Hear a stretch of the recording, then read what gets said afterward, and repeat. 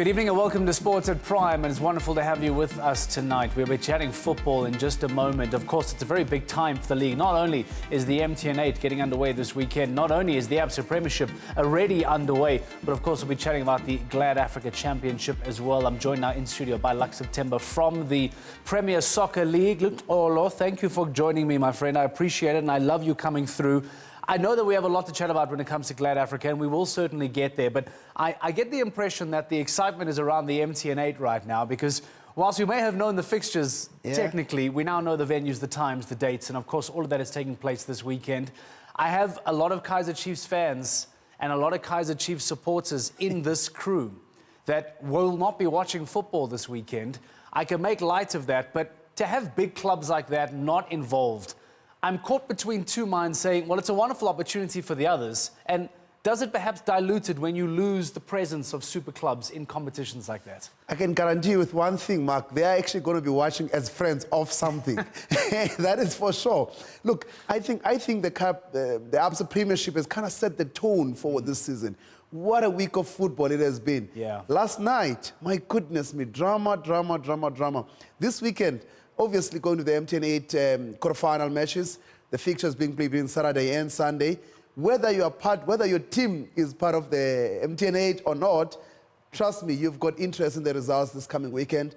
First match is being played by the defending champions, that's Cape Town City, Benny McCarthy team. At Newlands, we go to Newlands for the first time in I don't know how many years. And that's a very big story. I want to stop you there if you don't mind, because that in itself was already a big talking point when it came time to announce the fixtures. So do you have any feedback as to how and why that wonderful decision was made? Because I imagine a lot of football fans have been crying out to take the game back to the people. Like, this is what we're doing by playing matches at Newlands now. No, 100%. But obviously, I mean, the issue of Cape Town is a very complex story. I think Cape Town people need to sort themselves out when it comes to the relationship between the city and football. I don't want to get into those politics and so forth. But, I mean, the positive spin-off is that we've got football going to Newlands, a new territory. Let's see how that happens, because Cape Town City has been growing as a brand. It's a very, very strong, vibrant brand. And as I said, I mean, maybe the people in Cape Town need to talk to each other, not over each other's head at some stage. And then you're still bringing the other sporting codes into the city, which makes it even more complicated. And you're right, that's another conversation. It's a topic for another day. Yes. In the MTN8, is it still regarded as one of the flagship competitions in South Africa? We know that it is quick fire money, big paychecks, etc. It's seen by the fans as an outstanding competition to be a part of. Is that the way the league is still viewing the MTN8? I think it's got such an important part in football in this country, because it's actually the competition that sets the tone for a season. Most of the time we see plenty of goals in the MTN8, plenty of goals during the season. If the goals are kind of not coming during MTN8, that kind of happens. But more importantly, it's been a very strong commercial success. Not only for MTN, which is our partners, but also from the league's point of view, because the clubs are able to play 4 games, make a little bit of money, and you're able to reinforce yourself, because money is what you need towards the end of the season, obviously to prepare for the very, very, very long season. This season's MTN8 is going to be very, very interesting, I think so, because you've got a balance of newbies, teams that are so-called underdogs, and 1 or 2 of the favorites that are in the mix. And I think the results last night kind of threw a little bit of a spanner, because people kind of thought it's a foregone conclusion, the matches. But I'm telling you, it's going to be a very difficult season. Well, that is the joy of cup competitions, and that's why we love the game so much and we love the format. There was a picture there of Rajay earlier on, Jomo there on the screen, because we also want to have a chat about Glad Africa, and we want to chat about how and why the then NFD is now being revived. And my first question to you is that, why has it taken so long, Lux, for the NFD, for now the Glad Africa Championship, to finally get what many people are describing as the love, attention, and more importantly, the money that it deserves? I think you've got to give credit to the leadership, because everything is about leadership, you know.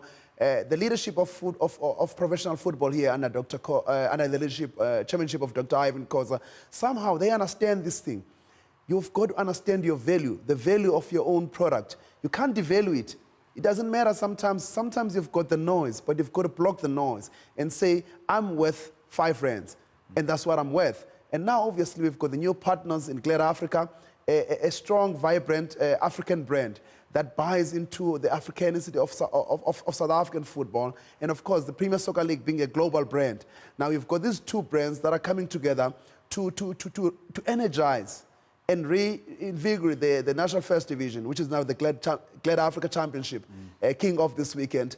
We're quite excited about it because this partnership is not just about pumping money, it's about giving a platform to the players that are there to showcase their talent. It's about community involvement, and it's about at the same time breathing more life to this brand that is formerly National First Division and making it more exciting. And there's no denying that the money plays a massive aspect. And I don't want to make this just about the money, but the reality is that previously at 300,000 Rand for a prize check, there was only really to look forward to was the opportunity to get back into the Absa Premiership. Whereas now, all of a sudden, when you throw in 3 million Rand as a winner's prize check, all of a sudden, that's just an added incentive to sweeten the deal for the teams that are currently in the second division to now not just fight to get back into the top tier, but there is massive money up for grabs, which previously was being seen around the ABC Motsepe League, which was below it, which made no sense, of course, but again, another topic for another day. But let me correct you.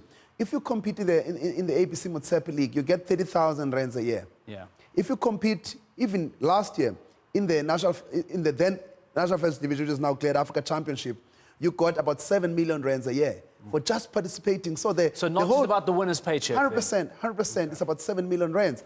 One team got 1 million rand in the ABC. So the Glad Africa Championship, even before, had more money, but now it's more prestigious. 300% increase in the prize money. Huge. This weekend, on Saturday, obviously, is day one. But the official launch game is going to be at Kamarafia at 1 o'clock. It was important for us to give this league an identity of its own. You know, there's a 3 o'clock time slot, but the 1 o'clock time gives it its own, identity. It gives it its own time. It gives it its own attention on television. But I encourage people, because it's important for us not just to tweet and so forth, but we must go to the stadiums. Yeah. I know at Kamarafia, TS Galaxy is always packed. It's got a new exciting brand, TS Galaxy, up against an established brand like Jomo Cosmos. And of course, we are launching a new marriage between the Premier Soccer League and Glad Africa. At 1 o'clock at Kamarafia, that's the kickoff time. It's going to be an exciting, exciting afternoon. Does the reigniting of the league make it more acceptable, more desirable for commercial brands, for bigger name players? Because we've seen in other parts around the world where arguably the second tier is still meant to be regarded as a very high level, and we at South Africa would like to see that be the case. So now the fact that there's more money coming in, more attention coming in, more sponsors coming in, does that then all of a sudden attract bigger brands when it comes to players, commercials, etc., to come into the league as well? That certainly must be to the benefit of the overall league as well. There is no doubt that football is still the best vehicle for commercial partners and commercial affiliates and sponsors to take their message to the people. And the football story, the LSM is from LSM 1 to LSM 10. Everybody here at Newsroom Africa, from the person who's at reception to the owners. I'm sure Wutabile, they actually also support some teams, be it in the Premier Division, the Absa Premiership, or now the Glad Africa Championship. There is no doubt that we are delivering the numbers when it comes to the masses and so forth.